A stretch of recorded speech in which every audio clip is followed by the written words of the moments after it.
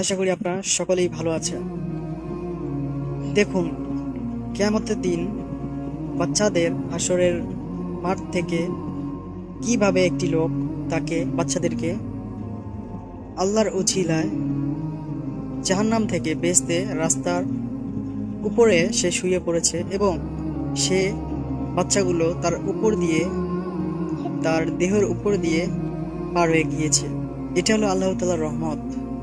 যারা আল্লাহ তাআলার রহমত নিতে বা এরকম করে নিতে চাইবেন তারা অবশ্যই ৫ ওয়াক্ত নামাজ পড়বেন, যাকাত দিবেন।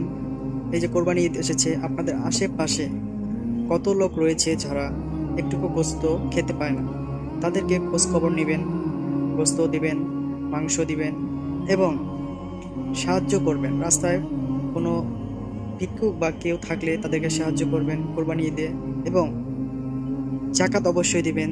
যদি কারো ঘরে 50,000 পরিমাণ টাকা থাকে বা তার সামর্থ্য ওইরকম থাকে, যেমন জমা আছে ঘরে 50,000 টাকা, সে জাকাত তার উপর নির্ধারিত করেছেন আল্লাহ তাআলা এবং কোরবানিও তার উপরে নির্দেশ দিয়েছেন আল্লাহ তাআলা। আশা করি আমরা বুঝতে পেরেছি। তো কমেন্টে জানাবেন। ইসলামিক ভিডিও ভালো থাকলে আমাদের চ্যানেলটি সাবস্ক্রাইব করে সঙ্গে থাকবেন। অবশ্যই ভিডিওটি শেয়ার করবেন। আল্লাহ হাফেজ।